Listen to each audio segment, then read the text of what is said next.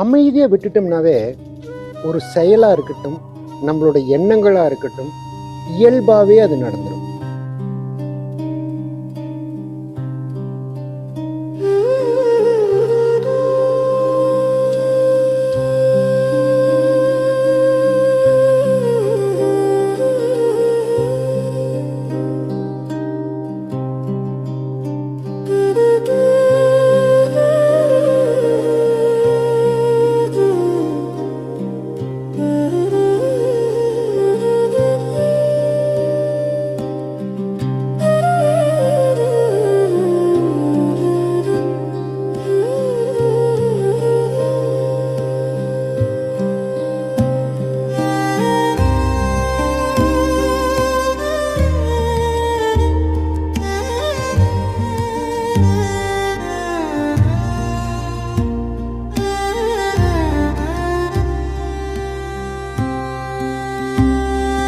நம்ம எல்லாருமே அமைதியாக விடுறோமா, அமைதியாக இருக்கிறோமா?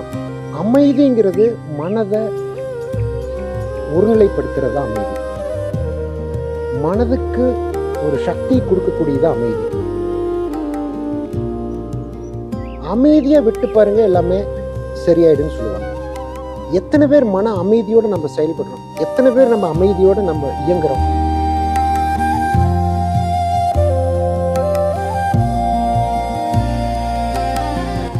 உங்களுடைய அமைதி தான் மிகப்பெரிய ஒரு மனிதனை வெற்றியாளராக மாற்றும்.